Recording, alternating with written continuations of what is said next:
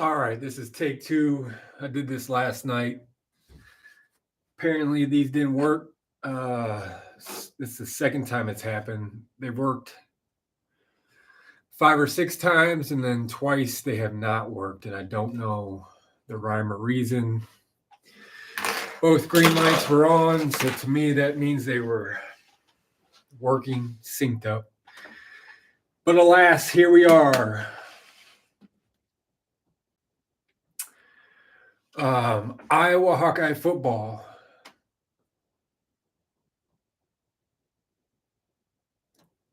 I don't know if there's anything more frustrating and discouraging than Iowa football at times. It's the perfect yin and yang because every once in a while, Ricky Stanzi throws it to Marvin McNutt in the end zone, and I can tell you exactly where I was, what I was wearing, who I was with, probably what they were wearing when that happened. It was a cold, freezing night. Cold night. But then on the flip side, you have what happened Saturday. It's now Monday evening, the 9th. So nothing has changed. I'll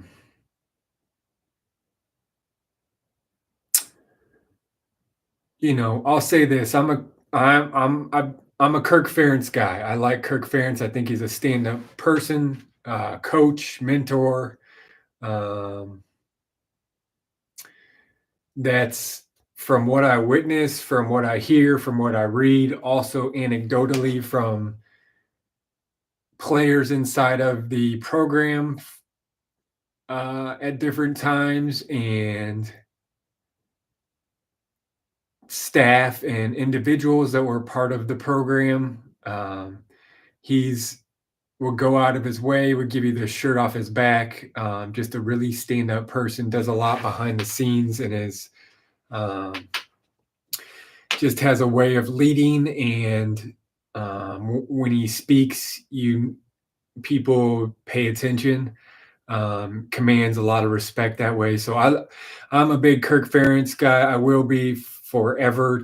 I think I was very blessed to have 3 wins between Hayden Fry, Kirk Ferentz, and now Seth Wallace since 1979 or December of 78 or something like that, December of 79, which is a crazy fact. But, I think that's pretty cool. I think there's something to be said about that longevity, loyalty from both sides. I think that's admirable from both ends.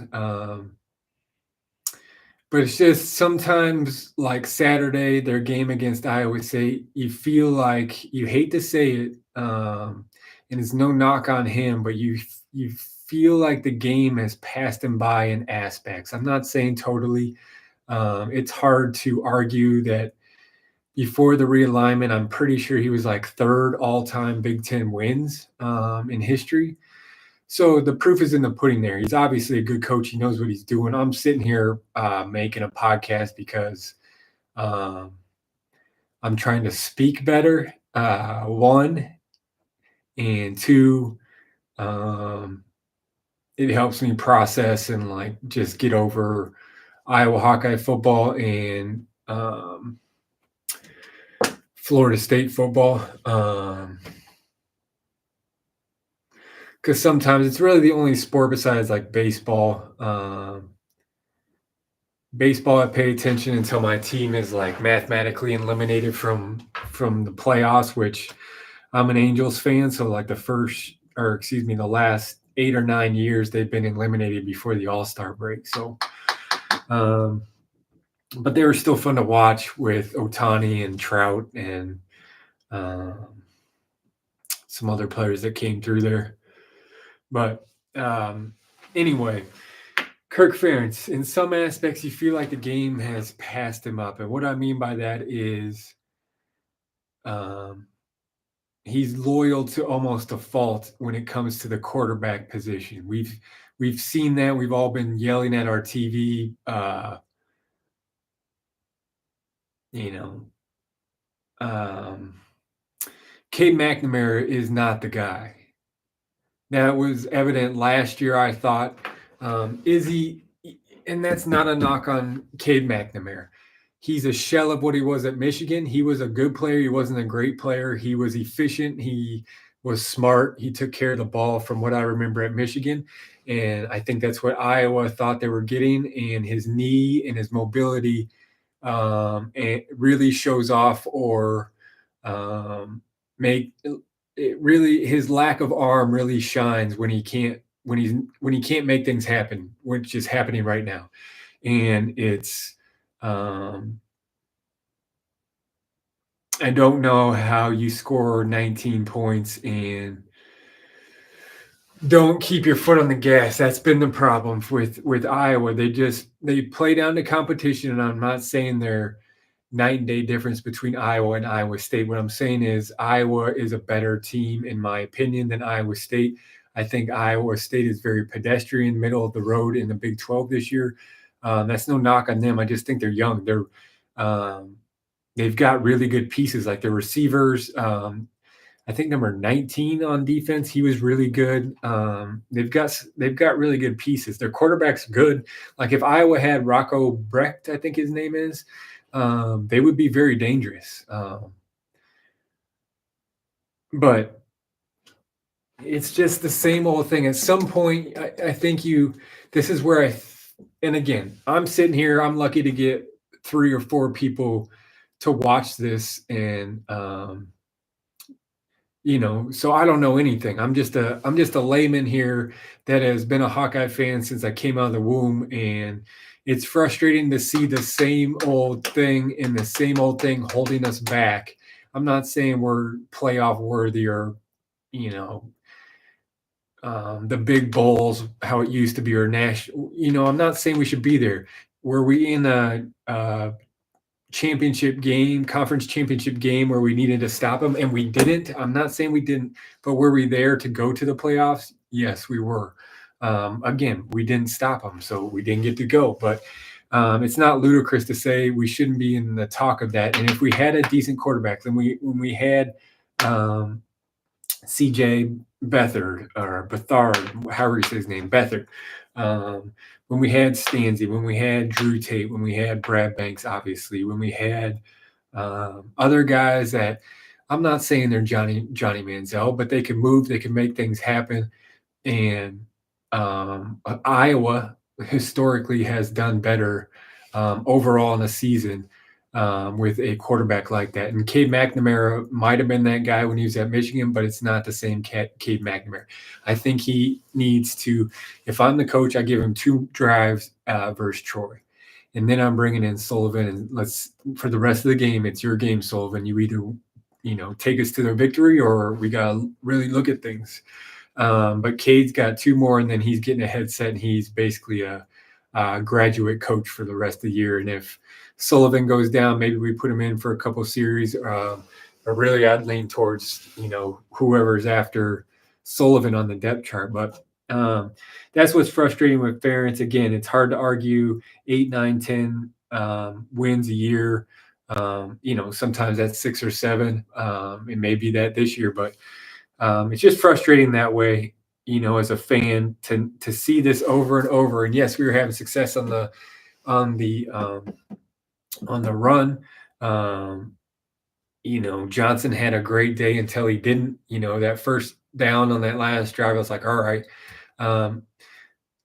I don't know if somebody calculated if that 2-minute timeout that they have now, if that wasn't in there, I think Iowa either wins the game or Iowa State gets the ball with like seconds in the teens left, which makes it a little more difficult. I'm not saying that Iowa State doesn't win the game. I'm not saying Iowa deserves to win, but I think it's interesting. I think if that 2-minute timeout isn't in play, if they had this last year, I think Iowa might win that game, which is crazy. So 19-17, but that's not the way it went. Iowa State beat them 20-7 or 20-19, excuse me, on a 54-yard field goal. Kid booted the ball. Got to give him credit. He missed one earlier. I actually thought Iowa was going to block it, but they didn't. Kid kicked a good one, obviously, and they won. And but I think you give Sullivan a chance. You got to throw to the tight ends. I mean, Lachey had 0 catches. Gill had 0 catches. Ostringer or whatever his name is, I can never say his name. He had like 1 or 2 catches, but you got to get in the flats. He just missed them. Gill was wide open one time, missed him. You got to throw screens. You got to mix it up. Get Wetjen involved. He's one of our best players. You got to get him the ball. Get him in there. We saw him get a little creative in the first game. Threw him in there, at least package to throw him off, but get him the damn ball. He's super, super fast. He's agile. He's shifty. Get him the damn ball. I'm not saying take carries away from Johnson, but find a way to stretch it out a little bit. Again, I'm sitting behind a screen. I'm yelling at my screen on Saturday because I'm seeing these things. So these are just my thoughts. Let me go back to the 2-point conversion. There's 2 really points here I want to make. One, when has Iowa ever gone for a 2-point conversion unless like the game, there was 1 second on the clock? Especially when has Iowa gone for a 2-point conversion in the third quarter? Or, when they have a 10 or more plus lead after scoring that touchdown. In this case, when Iowa State scored, right? And they scored off an interception. I'm gonna wind back way further. First of all, Iowa should have scored some touchdowns in that first half. I was ticked off going into half. It should have been 20 at least. Nothing. They just left too much on the table. They just didn't attack or like have that go-getter mentality to just keep once you got them down, put your foot on their neck and just, no mercy. This is your rival. You got to take it to them. And it just looked like they were playing. It looked like Iowa was playing in mud or sand the entire game, and Iowa State was not. That's no knock. I mean, it was a weird game. I was talking to a guy at work today, and he described it as just a weird game for Iowa, and he's an Iowa State fan. And I think that's the best way to describe it. It was just something was off, and Iowa State deserved to win that game. Iowa did not deserve to win that game, but the way they played, it was just so many decisions in that game were just so mind-numbingly dumb. And of course, hindsight's always 20/20, but so I was ticked off going into halftime 13-0, but I was like, whatever, as long as we play tough, score one time, and I think we got this. We'll give up maybe a touchdown or 2, but I think if we 20 to whatever, I think we're going to win. We're driving down the field. We get the ball on the kickoff, driving down the field pretty nicely, and then we run some bullshit trick play and throw a pick. And right there, I was watching the game by myself. In the last one, I said I wasn't going to watch it, but it ended up I got the chance to doing the party thing next week, this upcoming weekend. But nonetheless, I was watching it by myself, but the Iowa fan base, you could just feel it collectively, just a punch in the stomach. It was like, oh, no, here we go. You could just feel it, like you could almost see what was going to happen, as dumb as that sounds. And you could just feel at that point, it was like, not again. No, not this. But it was just, that was the first domino to fall in a catalyst event, catalyst series of events that Iowa fans have seen too many times. you can't argue with Kirk's record or his longevity, but think of how many wins, and of course it's a hypothetical, but think of how many more wins he would have under his record if he just played aggressively and made some changes and took some chances. Um, and it's tough for me to say that because I respect him. I think he's a great coach and person. Um, Again, I'm nobody. I'm just a layman, but yeah, when we threw that interception, when Iowa threw that interception on that trick play, it was like, you got to be kidding. Iowa State gets the ball, has some nice passes, has a couple of nice runs, and then on that touchdown, great play by both sides. The Iowa defensive back, can't remember who it was. I think it was number 2. Um, in his hands for the interception. Then the Iowa State guy just came in and took it away from him, kept his foot in bounds. Excellent effort by him. The Iowa guy had great coverage. He was right there. He got just both hands on the ball, but just didn't come away with it. Of course, you want him to come away with it, but excellent. It's as much as it pains me to say it was a great play by the Iowa State receiver, touchdown.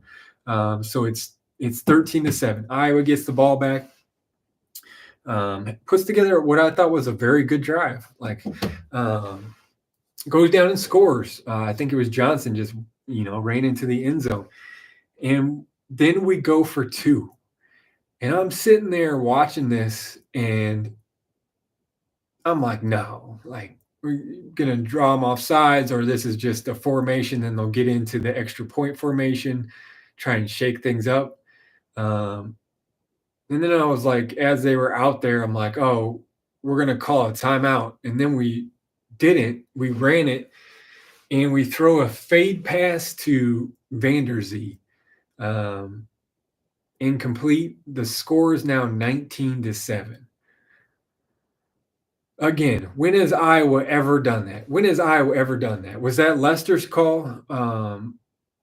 It's done and over with. We don't need to hash it out, but the only thing that has changed from Iowa historically is Lester. So I got to think that's coming from him. And man, we just don't do that. Just put points on the board. Here's my beef with, I got a couple of sides, a couple pronged beef on this one. One, I fucking hate the fade route. And it's no knock on Vanderzee, but you got Cade throwing it, and he's shown in this game in particular that he's the arm is not what we thought it was, or at least what I thought it was. Iowa State's defensive back was pretty good. In the percentage on a fade in general is very low. Like, we've been running the ball for 3-4 yards pop, maybe 4.5, 5 yards on that drive, not the whole game. On that drive, they were moving it pretty swiftly. And that's the play they decided to go with. It's such a low percentage, unless you've got an absolute stud like a Kelvin Benjamin back when he was at FSU jumping over people. He was just a monster. But Vanderzee's a freshman. He's talented. It's no knock on him. He's a freshman. He did his best, but it's just, I hate the play call. And here's the thing. 19 does 0 for you. It does absolutely nothing for you. And that's the risk that you take in going for 2.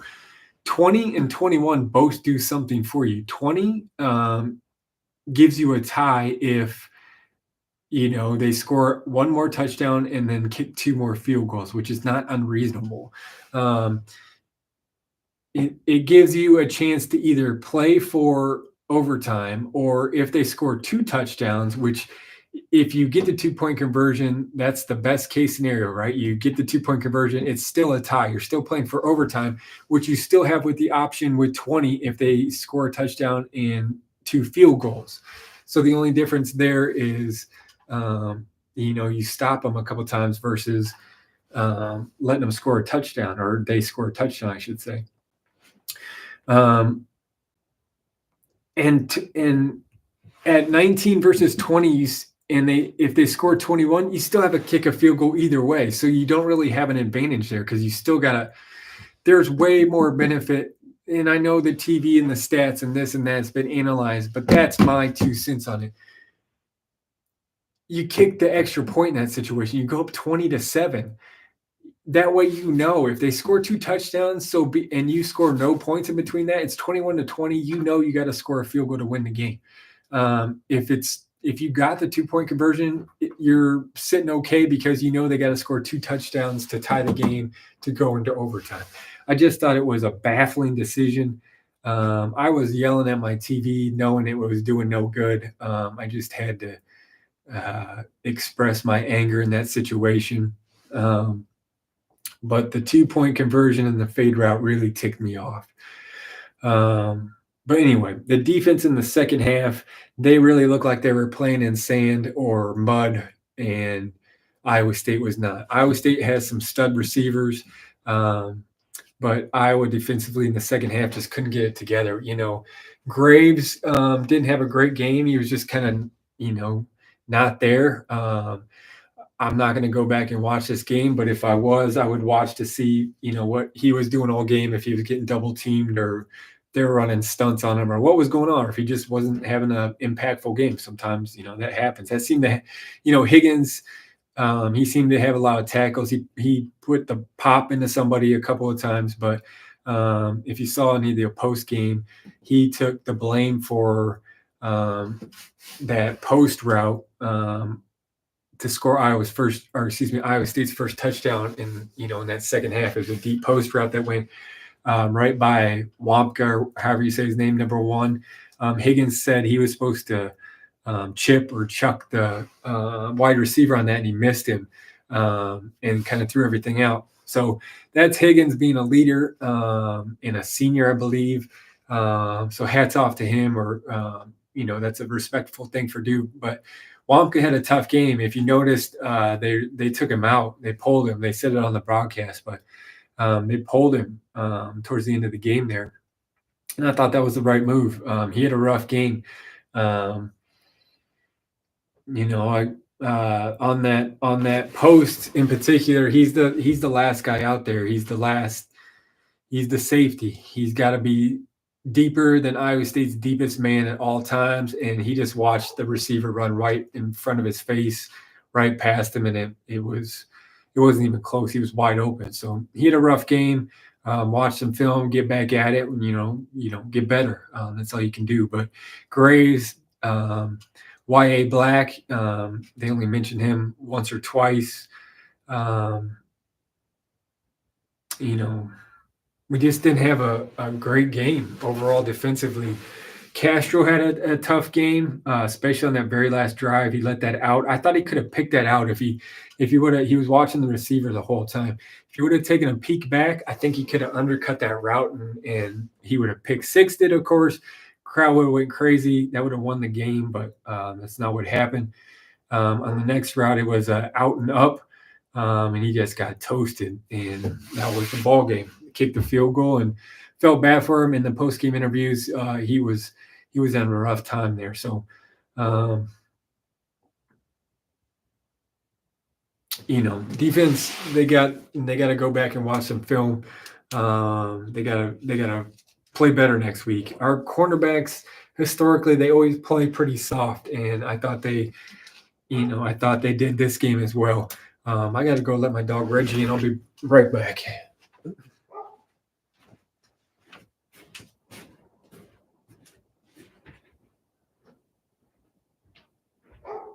Hey.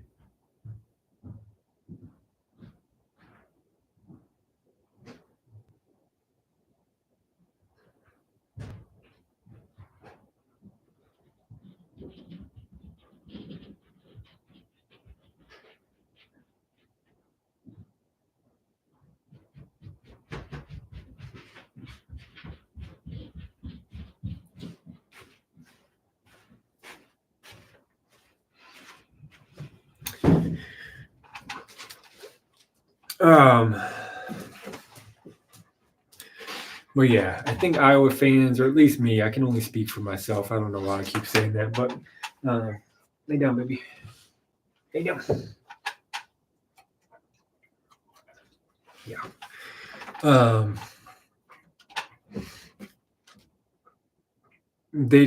Sometimes they just play down to their competition a lot. I think they're if Iowa State and Iowa and every fan base says this, after a loss, or at least a lot of them do, or at least I do. If they were to play 10 times this year with the same rosters, same situation, I honestly think Iowa wins 8 or 9 times out of 10, and Iowa State just beat them this time. They were down their entire linebackers. Bacon was out, and they still couldn't beat them, which is rough. But Iowa they played to lose. Like you can't. You gotta keep your foot on the gas pedal, and let's not even make it questionable. It's like, okay, so we've been playing a little bit bad. Let's snap out of it. Let's go win this game. Instead, we're just like, oh, I hope we're in position to win it and get this first down, run out the clock. And personally, hindsight's always 2020, but I would have liked to have seen Iowa go for it on that fourth down. But they just needed a few more yards, and they would have got a first down. Game's over. I'm in a completely different mood, and Iowa's 2-0, but that's not the case. Iowa State ends up beating them. But Cade ain't it. They gotta stop playing to lose. It was honestly the second half was one of the worst Iowa football teams I've seen in a long time. Worst half of football I've seen, especially on defense. At least since the Deacon Hill era, right? I saw Deacon last week scrambled for like a 25-yard TD. Man, good for him. He had the best intentions. He just wasn't it for us either. Cade's not it. I think Jackson had a decent game on defense. He looked like he was stuck in slow motion a little bit. But our cornerbacks, I think that was what I was talking about before I let the dog in. Historically they play pretty soft, and I thought Harris just played way too soft all game long. Like take some chances, or at least make it difficult for the receiver and the quarterback. That was my thoughts, but yeah, so if I'm coach next week or Lester or whatever, I'm giving Cade two series next week, the opening 2 series, and then Sullivan, I'm giving you the reins, bro. It's go time. Let's see what you can make happen. Build some camaraderie with the offensive line and these receivers and running backs, and let's see what you got. Get the ball to Wetjen, man. That's what I'm telling him. Get the ball to Wetjen, the tight ends. Get the ball to Johnson. Get the ball to Caleb Brown. Let's see what we can do.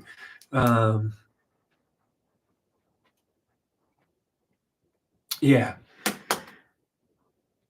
We gotta score touchdowns when we're in the red zone. I was way ticked off. I ended up going and pulling some creeping Charlie from my backyard because I was so ticked off. They were down in the red zone, down inside the 5-yard line twice, and they got 2 field goals from them. Just like, what are we doing? We got this big tight end, and just go off tackle. We're supposed to have studs at the tackle position. Go off tackle if you have to. But you have to score points there in the red zone. Did I think Iowa was maybe a playoff team this year? I thought they had a slim chance to get in there. I'm not saying that I thought they were necessarily deserving of it, but their record, their schedule, they could have snuck in, I thought. But even if you get there, you've got to, yes, defense wins championships, but you also have to score points. And at the end of the day, you just have to score one more point than the other team, which is all Iowa State did yesterday. They proved that fact right there. I get it.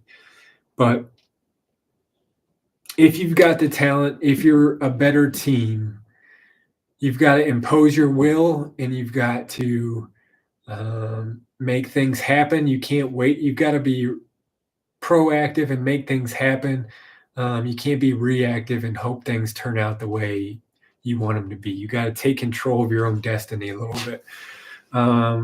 And I think, at least myself, again, I can't speak for anybody else, especially Iowa fans, but just tired of, just exhausted of playing to lose. It's just frustrating in that sense. And I know they're not trying to. I know I wasn't there in training camp and the summer workouts and the 6 a.m. workouts last winter and training table and this and that. I get it. The blood, sweat, and tears. But the players have to be frustrated too. They're not going out there to barely scrape by a victory and be reactive and kind of be on their toes. They want to celebrate. They want to make big plays. They want to do it respectfully, but they want to, have a little oomph in their game and foot on their throat mentality, respectfully to their opponents, and really leave no doubt on the field and really bury them. And I just don't feel like that mentality is there. And I could be completely wrong. I'm not in that locker room. I'm not in that program. I don't know anybody that is. So I could be completely wrong. I'm just a layman here. But on that very last play of the game, Iowa had a decent return, got it out to like the 38, 39, 40-yard line. I think White returned it. Is that his name? Number 22. I thought we should have ran a reverse to Wetjen and just seen if he could have pulled off some magic. Again, hindsight's 2020. I think Wetjen gives us the best chance. I don't think a Hail Mary. We saw it there. McNamara didn't even have the arm to get it all the way there. I would have run a screen. I think if you saw Iowa State's lineup, they had like 3 or 4 guys on the offensive line are like standing within, a couple yards of the ball, the line of scrimmage. The rest of them were like umbrellaed around the like 7-yard line to goal line area. If you run a screen, so you let those linemen come in a little bit, or at least you just got to get the ball to your running back, right? And then you let those linemen like sprint down the field, and you got to keep, I would say, 3 people. So maybe 2 tight ends and a wide receiver, or 2 tight ends and one of your offensive linemen. But you let the rest of them, the wide receivers, the rest of the offensive linemen, you sprint downfield, and the running back just kind of puts his hand on their shoulders, one of their shoulders, and lead the way. You got a bunch of defensive backs. Yes, there's a couple of linebackers back there, but most of them are and the safeties are tough. I'm not saying they're not, but I like my chances of if the offensive lineman can get their hands and get their strength on any of those guys to move them out of the way, at least enough for them to score a touchdown. I'm running the screen. 1, McNamara couldn't get the ball there. 2, the chances of it, being caught and all that are slim to none. It does happen. I shouldn't say none, but they're very slim. And, just see if you can make something happen. That's what I would have done.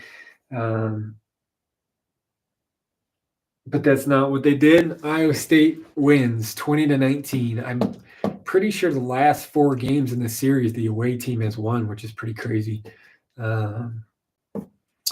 But yeah, frustrating. Got to wait a whole 363 days now to trying to avenge this loss and be angry about it. Of course, I'm not going to be angry the entire year, but it's still in my blood, makes my blood boil a little bit, losing to Iowa State, especially this year where I felt we had the much better team, much more experienced and put together and healthy team. Just wasn't their day. Odd game in Iowa City for the Iowa Hawkeyes. But we'll see what they have next week. They play Troy at home. Hopefully they get back on track. They need another W and get some momentum. But Florida State, they played Monday night, Labor Day evening, against Boston College and just got worked. It's going to be a long season in Tallahassee. I didn't see it coming. I thought they had a very outside chance to make the playoff just based off their schedule. But it's going to be a long season. I had forgotten that Boston College quarterback came back this year. Once I saw him, I was like, oh, man, it's going to be a long night because the way the defense played against Georgia Tech basically did whatever they wanted against them.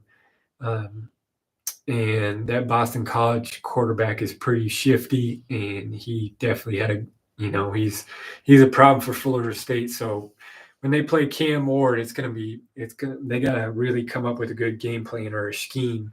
Um, you gotta almost put a star player, the star position. You gotta just have him mirror the. I don't know if Lundy's quick enough to stay with him, so I don't know if it's Nicholson or whatever his name is. I don't know who you put on him. Um, Maybe Cypress. I don't know, but um, yeah, Boston College took it to him in Tallahassee at Doak Campbell, so that was a tough look. They're now 0-2. It'll be interesting to see which guys are, team players and are going to stick the year out if it continues to go south, or if it's a rebuilding year or whatever happens this year. But tough look. DJU, he's got to go too. He ain't it. I'm going to put Brock Glenn in there or whoever else they have. But as a fifth year, he's like a redshirt senior or something, DJU. He just hasn't progressed, in my opinion. He's got a cannon of an arm that's evident. He just talk about no foot on the pedal or no foot on the neck. He's just going through the motions. No knock on him. He seems like a stand-up guy. But yeah, just he is who we thought he was, and we hoped for better and we didn't get it. So I'm going to invest in Brock Glenn or whoever's next in line there. I'm not sure who they play next. I got to look that up. But Florida State and Iowa, it's been a tough couple of weeks here. Football. I'm also a Packers fan, so Jordan Love going down. It's just a trifecta, but rough football season. It's fine. It's early. We'll see what happens. There's bigger things going on in the world. But God bless you. We'll check in with you next week.